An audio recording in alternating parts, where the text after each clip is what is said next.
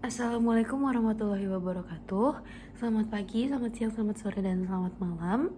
Sebelumnya perkenalkan saya Arif Faiza Fidela dengan NIM 192231078 dari Gizi 5A. Izin mempresentasikan terkait validitas dan reliabilitas FFQ dan SQFFQ. Sebelumnya, apa itu FFQ dan SQFFQ? Kepanjangannya adalah Food Frequency Questionnaire dan Semi Quantitative Food Frequency Questionnaire, yaitu metode yang digunakan untuk menilai pola makan dan frekuensi makanan atau minuman yang dikonsumsi oleh seseorang atau kelompok dalam periode tertentu. Di mana perbedaannya antara SQFFQ dan FFQ ini terdapat pada bagaimana SQFFQ itu menampilkan hasil yang lebih detail. Kenapa? Karena untuk metode SQFFQ ini, pewawancara akan menambahkan informasi terkait ukuran porsi atau kuantitas dari makanan dan minuman yang dikonsumsi oleh responden. Contohnya, apabila penggunaan FFQ itu, pewawancara akan menanyakan atau mewawancarai responden terkait apa saja makanan ataupun minuman yang telah dikonsumsi responden dalam rentang waktu tertentu. Contohnya mungkin dalam waktu 1 bulan terakhir. Sedangkan untuk SQFFQ sendiri ini akan menanyakan lebih lanjut terkait jumlah yang telah dikonsumsi oleh responden. Jadi tidak hanya melalui frekuensi makanan. Untuk frekuensi makanannya sendiri itu juga tergantung. Apabila menggunakan periode 1 bulan, itu terdapat beberapa kelompok frekuensi seperti 1-2 kali per bulan atau 1-2 kali per minggu hingga lebih dari sekali per hari. Nah, selanjutnya ini adalah untuk validitas dan reliabilitas FFQ yang telah dianalisis melalui jurnal-jurnal terpercaya di internet. Untuk validitasnya sendiri, menurut Turang et al. Dari 2020, bahwa FFQ ini dinilai sedikit lebih unggul untuk menilai karbohidrat, vitamin B12, kalsium, dan zat besi. Dan dalam penelitiannya ini juga telah dibandingkan dengan DHQ atau Diet History Questionnaire. Selanjutnya, untuk validitas FFQ ini juga diperkuat dari jurnal Yagi et al. 2022. FFQ cenderung mengestimasi lebih tinggi asupan dibanding 24-hour diet record dengan rata-rata selisih mencapai 19,5, sehingga validitas FFQ ini cukup signifikan untuk digunakan. Untuk reliabilitasnya sendiri, FFQ ini memiliki tingkat kesesuaian pada riboflavin sebesar 0,75 dan karbohidrat sebesar 0,96.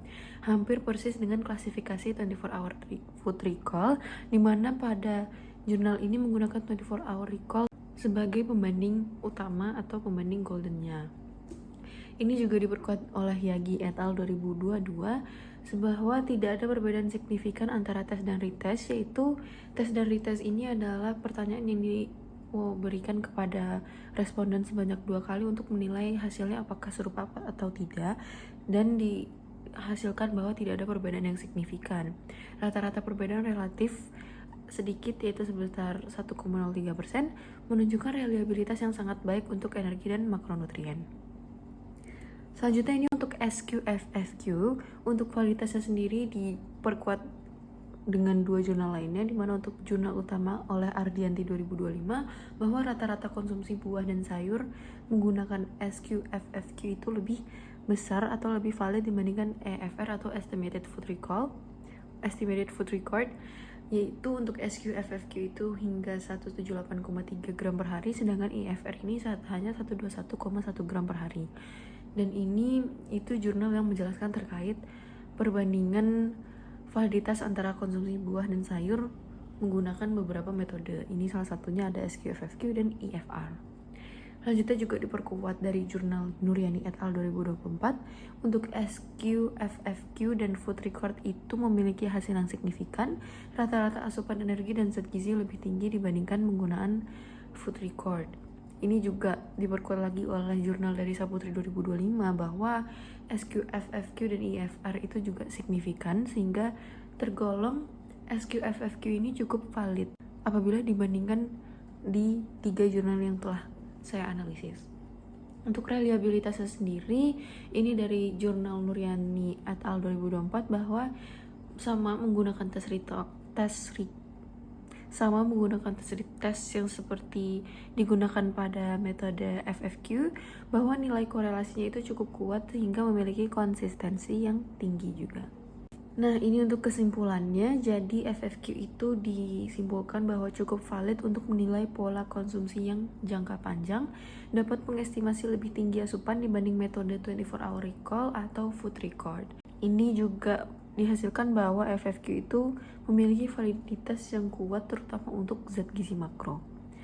Lalu apabila dengan SQ-FFQ ini dinilai lebih valid dibanding FFQ karena metodenya juga yang menggunakan atau mempertanyakan terkait kuantitas atau jumlah pangan yang dikonsumsi, tidak hanya berdasarkan frekuensi asupan responden tersebut. SQ-FFQ juga dapat memberikan estimasi yang lebih akurat untuk asupan zat gizi dibanding FFQ, tentunya karena adanya kuantitas itu dan korelasi yang kuat hingga sangat kuat sehingga lebih andal dibandingkan FFQ. Ini untuk daftar pustaka yang saya gunakan. Dan sekian presentasi saya. Mohon maaf bila ada kesalahan dan terima kasih.